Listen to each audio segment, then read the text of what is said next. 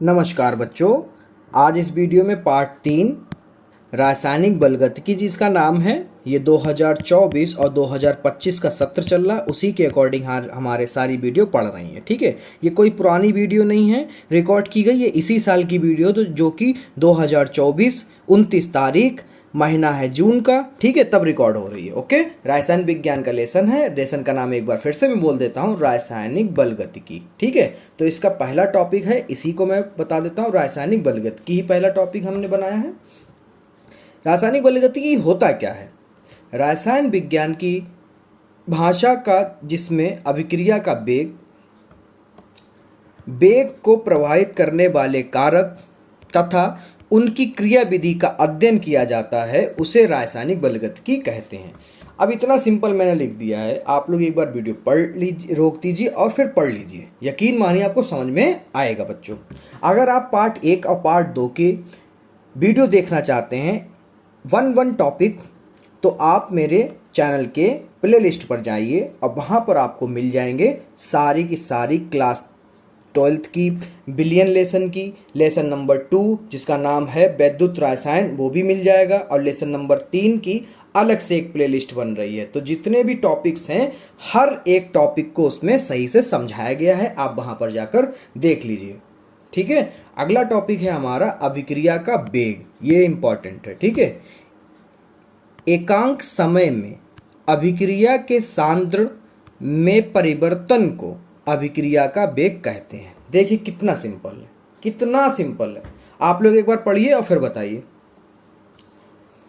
इसे dx/dt से प्रदर्शित करते हैं।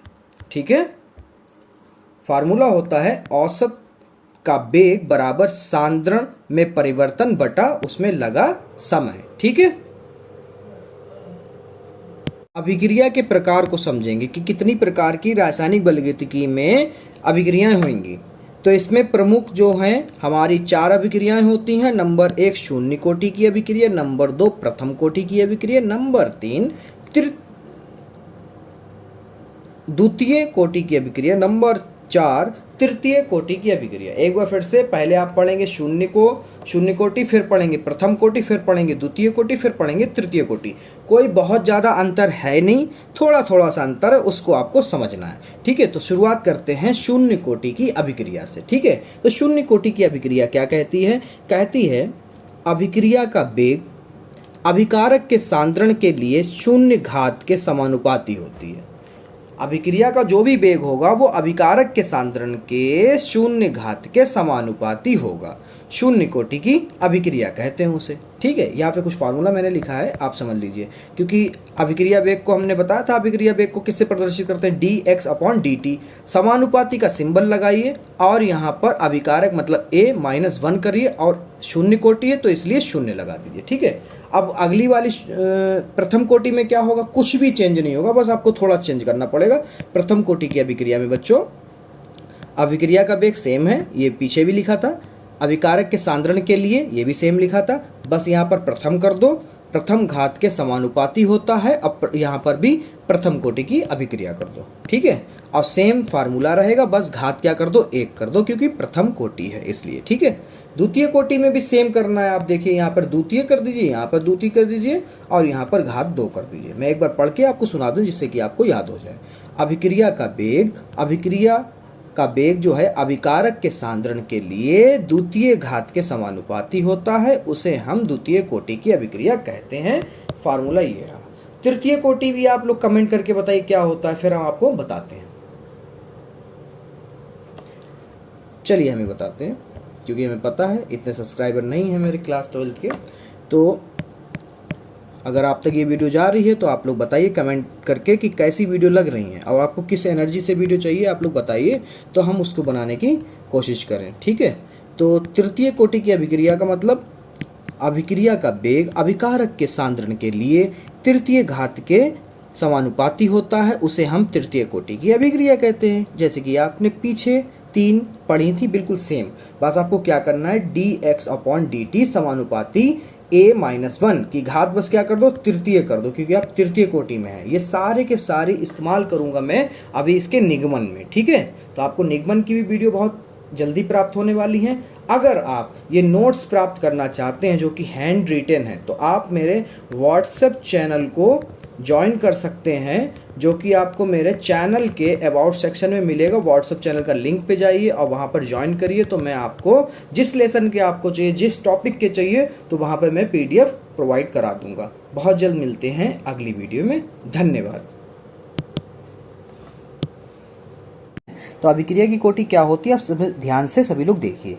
अभिक्रिया की कोटि अभिकारक अणुओं, परमाणु तथा आयनों की संख्या के बराबर होती है, जिनकी सांद्रता पर अभिक्रिया का वेग निर्भर करता है। जैसे कि अभिक्रिया का वेग हम मान लेते हैं K, अभिकारक को हमने A माना, दूसरे अभिकारक को B माना, और आयनों की संख्या को x घात y। और अभिक्रिया की कोटि क्या होगी, उनकी घातों को क्या करेंगे, जोड़ देंगे, क्योंकि x और y हमारी घात थी, तो दोनों को जोड़ देंगे तो हो जाएगा x प्लस y। ठीक है, कुछ इस तरह से। फिर उसके बाद में हम एक क्वेश्चन है उसको भी सॉल्व करके देखते हैं।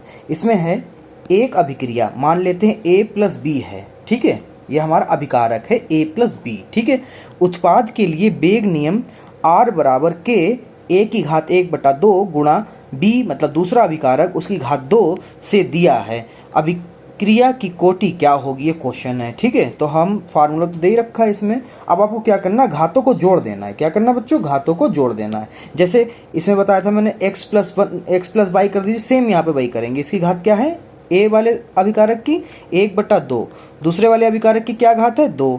इनको जोड़ेंगे तो हो जाएगा, जिसके बटे में कुछ नहीं उसके बटे में 1, 2 एकम 2, 1 एकम 1 और 2 दूना 4, तो कितना हो जाएगा यहाँ पर 5/2। तो अभिक्रिया की कोटि कितनी आई, 5/2। ठीक है, ये इस तरह से कुछ आपको न्यूमेरिकल मिलेंगे वहाँ पर।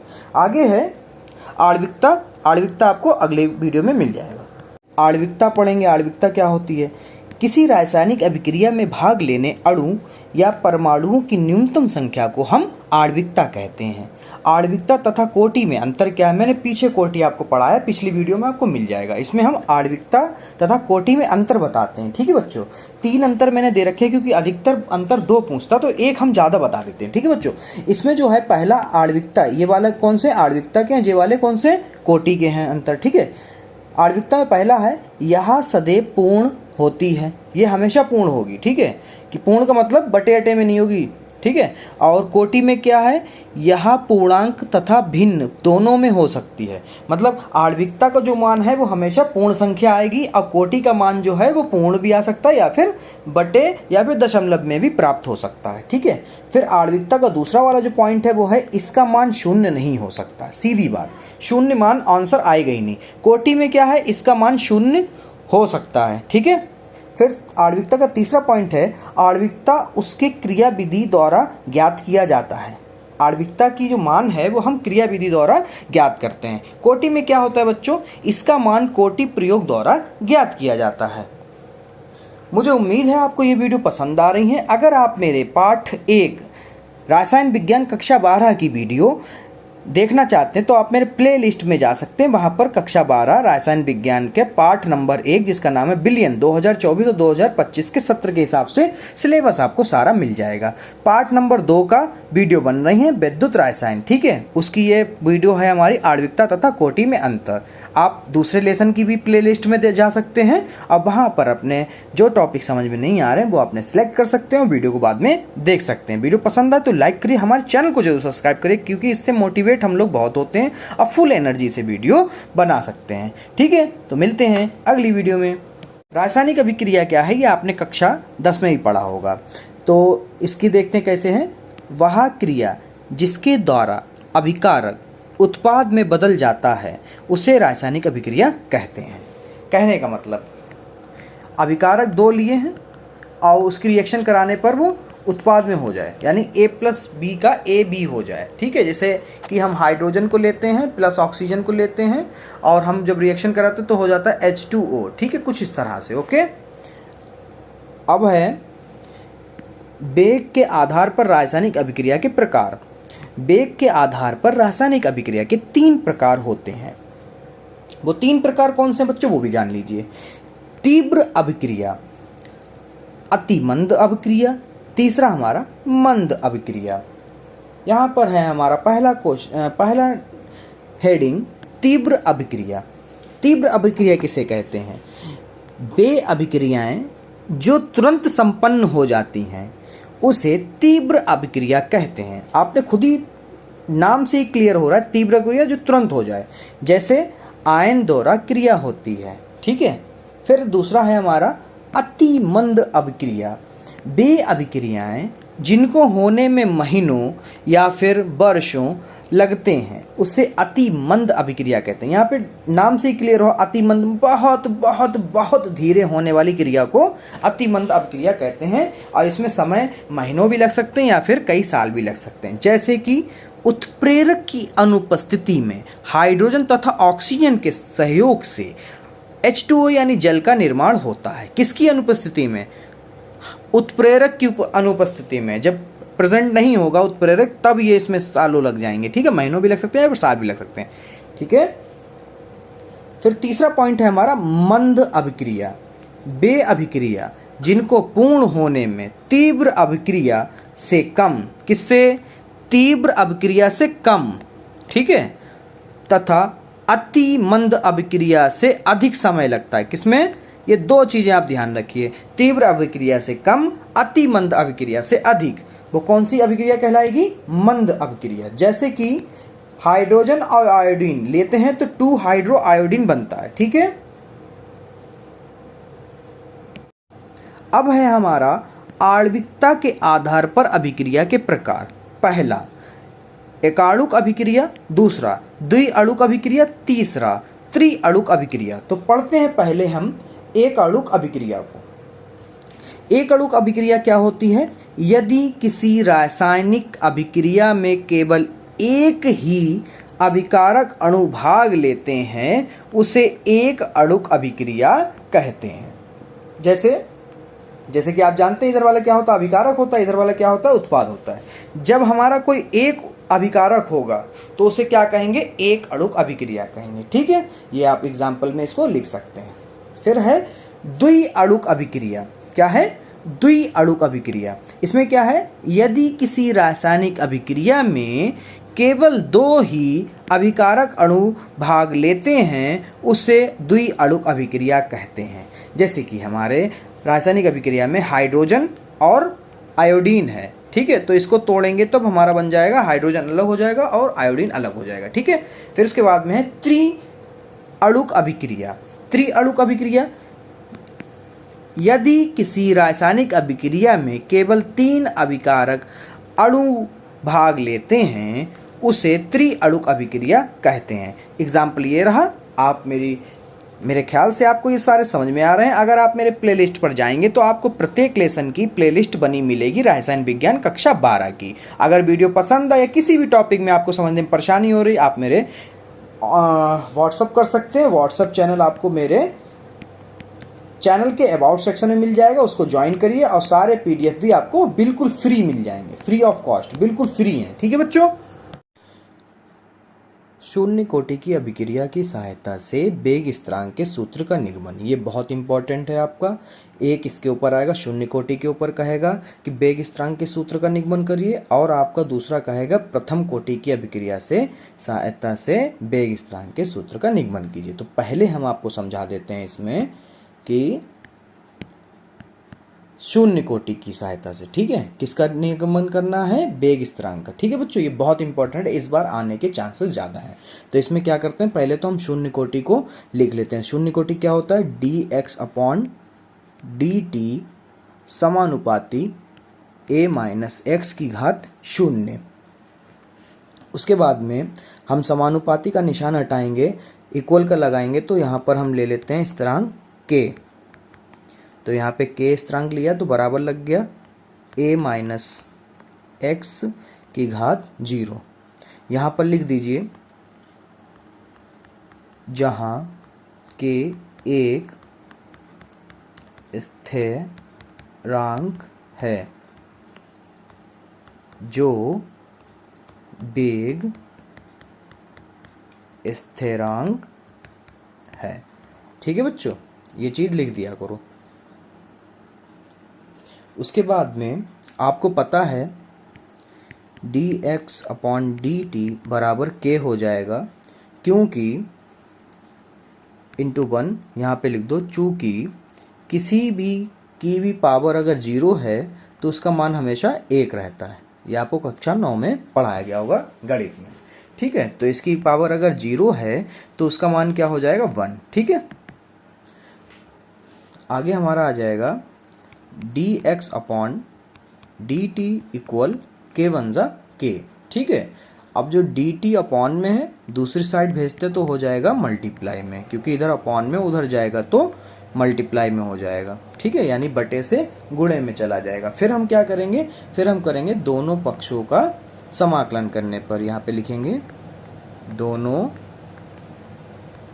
पक्षों का समाकलन करने पर, ठीक है। तो यहाँ पर समाकलन का सिंबल लगा लेते हैं dx इक्वल टू समाकलन का इधर भी सिंबल k इंटू dt, ठीक है। अगली बार में x इक्वल टू हो जाएगा हमारा k इंटू के टी इंटू प्लस का i, समीकरण नंबर 1। अब आप कहेंगे सर यहाँ पे आपने x लिख दिया, इस पूरे को लिख दिया, तो इसमें मैं बता दूँ आपको क्यों लिखा है। चूँकि समाकलन dx का जो मान होता है वो होता है x, मतलब हम समाकलन dx को x लिख सकते हैं, और समाकलन k इंटू dt को हम लिख सकते हैं k t प्लस i। तो बस वही लिखा है, ठीक है। जो भी बच्चे कक्षा 12 में गणित लिए हैं उनको ये ज़्यादा अच्छा समझ में आएगा। जिनको जो बायो लिए हैं वो घबराएं नहीं, हम सारे पॉइंट्स साइड में चूकी करके लिखते जा रहे हैं, आपको परेशानी नहीं होगी, ठीक है। उसके बाद में हम यहाँ पर लिखेंगे यदि x बराबर 0 कामा t बराबर 0 रख दें, ठीक है, तो क्या होगा, तो समीकरण नोट कर लेते हैं के टी प्लस आई। तो 0 रखेंगे तो यहाँ पर के और यहाँ पर 0 टी की जगह पे प्लस का आई, तो ये हमारा आ जाएगा 0 बराबर 0 प्लस आई। तो आई इक्वल टू आ गया है 0, ठीक है। अब यहाँ पर हम करेंगे आई का मान समीकरण 1 में रख दें पर, ठीक है। हमने यहाँ से i का मान निकाल लिया। अब i का मान रख देंगे, समीकरण 1 था क्या, x equal to K T plus आई। अब यहाँ पर i का मान रख देते हैं, x equal to K T plus 0, x equal to आ गया k इंटू टी, ठीक है। अब हमें k, क्योंकि बेग स्थिरांक निकालना था, निगमन करना था, तो k बराबर निकालना है। तो k बराबर x अपनी जगह पे, t k के गुणांक में था, उधर जाएगा तो बटे में चला जाएगा। तो ये आ गया हमारा बेग स्थिरांक, ठीक है। यही शून्य कोटि से प्राप्त होगा, ठीक है बच्चों। कोटि की अभिक्रिया से जो है सहायता लेकर बेग स्थिरांक की सूत्र का निगमन करना। तो उसमें सबसे पहले हम प्रथम कोटि का वैल्यू लिख लेते हैं। प्रथम कोटि क्या थी हमारी, dx अपॉन dt समानुपाती a माइनस x की घात 1, ठीक है, ये था प्रथम कोटि। उसके बाद में हम समाकलन को जब हटाएंगे, बेग स्थिरांक के लिए k लेंगे, बराबर लगाया k a माइनस x की घात 1, ठीक है। चूँकि जहाँ k एक स्थिरांक है, और स्थिरांक कौन सा है, जो बेग स्थिरांक है, मतलब हमें k की ही वैल्यू निकालनी है, बेग स्थिरांक है, ठीक है, यही निगमन करना है, हमें k की वैल्यू निकालनी है। उसके बाद में हम क्या करेंगे, आपको पता है कि dx equal to k bracket a minus 1, ठीक है। घात 1 हो तो लिखी नहीं जाती, मतलब सिर्फ जो है आधार लिखा जाता है, घात नहीं लिखी जाती, ठीक है। आधार का मतलब ये चीज़, घात ये, ठीक है, घात नहीं लिखी जाती अगर 1 हो। और dx जो dt जो था वो बटे में था, उधर जाएगा गुणे में हो जाएगा। कुछ इस प्रकार से, ठीक है। फिर अब ये गुणे में है, के गुणांक में है a-1, इधर भेज देंगे बटे में आ जाएगा, ठीक है। तो dx अपॉन में भेज देते हैं a-x equal k into dt। क्यों कर रहे हैं? इसलिए कि समाकलन करने में थोड़ा आसानी हो जाए, ठीक है। यहाँ पे लिखेंगे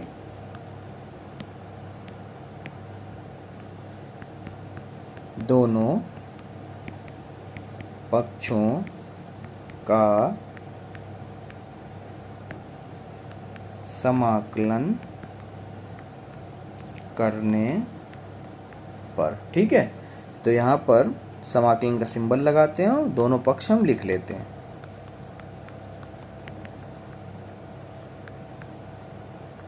अब जब बटे में समाकलन हो तो हम लेते हैं लॉग, ठीक है।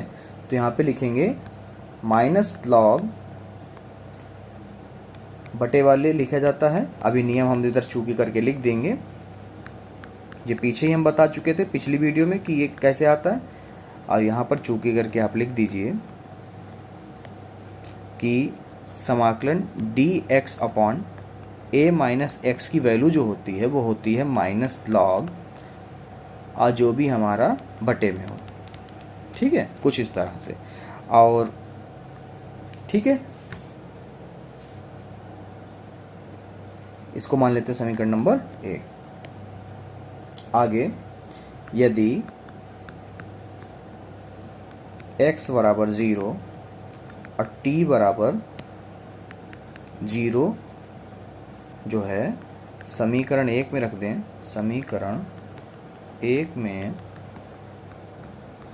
रखने पर, ठीक है बच्चों। अब समीकरण 1 है क्या, उसको लिख लेते हैं।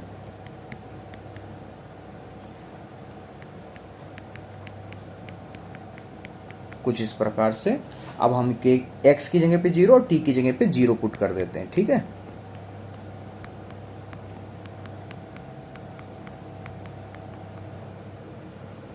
ठीक है, माइनस लॉग a में से 0 जाएगा तो a बचेगा और k की मल्टीप्लाई 0 से कि 0 हो जाएगा, इधर बचेगा i, इधर हो जाएगा लॉग a बराबर i, ठीक है। आगे लिखेंगे i का मान समीकरण 1 में रखने पर, ठीक है बच्चों। अब समीकरण 1 क्या थी वो मुझे याद है, आप लोग थोड़ा ध्यान दीजिए। log a-x equal to K T plus आई, यहाँ पे रखना है मैं i का मान। log a-x equal to K T plus, अब log i का मान जो यहाँ पर आया इसको रखना है, माइनस log a, ठीक है। इसको सॉल्व करेंगे तो हो जाएगा minus log a-x equal to K T, तो सेम रहेगा, बस माइनस यहाँ पर जीत जाएगा, ठीक है। अब उसके बाद में क्या होगा, ये माइनस का है, इस साइड आएगा तो ये हो जाएगा प्लस का है, ठीक है। माइनस का log a-x plus log a बराबर के टी, क्योंकि हमें के का मान निकालना है, ठीक है। उसके बाद में इसको सीधा करके लिख लेते हैं, प्लस वाले को पहले लिख लेते हैं, माइनस वाले को बाद में लिख लेते हैं, क्योंकि यहाँ पर एक फार्मूला बन रहा है आपके इंटर क्लास गणित का, ठीक है, सब्जेक्ट। तो यहाँ पर हम आपको बता दें चूकी करके यहाँ पर साइड में कि log a minus log a-x अगर होगा तो उसका जो हल होगा वो हमारा हो जाएगा log a बटा a-x, मतलब इसकी जगह पे हम इसको लिखेंगे, ठीक है। तो यहाँ पर सूत्र है ये बच्चों, तो यहाँ पे लिखेंगे log a बटा a-x, ये आपको याद करना ही पड़ेगा, k और t बराबर में, ठीक है। उसके बाद में हमको आपको ही पता है कि k का मान निकालना है, तो k हम रोक लेते हैं बटे में, तो इधर हो जाएगा हमारा log a बटा a-x इंटू, ये हमारा जो है गुणे में है, इधर आएगा तो बटे में हो जाएगा, उसके बटे में भेजेंगे तो डिस्टर्ब हो जाएगा, तो इसके लिए अलग से ही बटा बना लेते हैं, ठीक है। और इसको सीधा करके लिख देते हैं तो हो जाएगा log a बटा a minus x into 1/t, ठीक है। और यहाँ पर आपको हम एक बात बता दें कि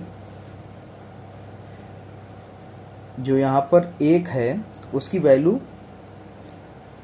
चलिए कोई नहीं, यहीं पे तक सॉल्व करते हैं, आपके बुक के अकॉर्डिंग यहीं तक है, ठीक है। आगे आपका जब न्यूमेरिकल लगेगा तो उस हिसाब से ये सॉल्व होता चला जाएगा, ठीक है बच्चों। ये समीकरण है, ये आपकी इस बार बोर्ड के पेपर के लिए 2024-2025 में मोस्ट इम्पॉर्टेंट है, तो मैं यहाँ पर मोस्ट BIP डाल देता हूँ, ठीक है, ताकि आपको ध्यान रहे। तो इसमें कहता क्या है आर्हेनियस समीकरण, आर्हेनियस ने वेग स्थिरांक तथा परम ताप के मध्य एक समीकरण बनाया जिसे हम आर्हेनियस समीकरण कहते हैं। ये कुछ इस तरह का समीकरण है, log k equal log a minus EA बटे 2.303 RT।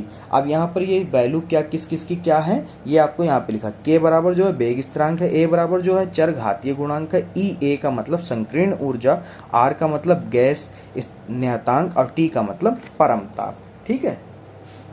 आई होप आपको समझ में आ गया होगा। मेरे ऐसे ही चैनल पे छोटी छोटी सी वीडियो मिलती हैं, क्योंकि हम ज़्यादा इसमें गपशप नहीं करते, अदर चैनल्स बहुत गपशप करके आपका समय बर्बाद करते हैं। अगर आपको कक्षा 12 के रसायन विज्ञान के पार्ट 1 बिलियन के कुछ टॉपिक्स नहीं समझ में आ रहे तो आप मेरे प्लेलिस्ट पर जाकर पूरी बिलियन पार्ट की प्लेलिस्ट के टॉपिक बाय टॉपिक वीडियो पढ़ी हैं, आप देख सकते हैं। ऐसे ही लेसन 2 की भी पढ़ी, ऐसे ही सारे लेसन्स की हम बना रहे हैं मेरी टीम, और बहुत जल्दी आप तक प्रोवाइड हो जाएगी। अभी तो फिलहाल ये वीडियो आप देख रहे हैं तो लेसन 2 चल रहा है, ठीक है। और क्लास 10th की साइंस और मैथ पूरी हो चुकी है, ठीक है। वो भी आप जो भी आपके सहपाठी हैं, दोस्त हैं पड़ोस में, उनको भी बता सकते हैं कि जैन क्लासेस पे ये सब हो रहा है, आप लोग एक बार विजिट करके ज़रूर देखें। धन्यवाद, मिलते हैं बहुत जल्द अगली वीडियो में।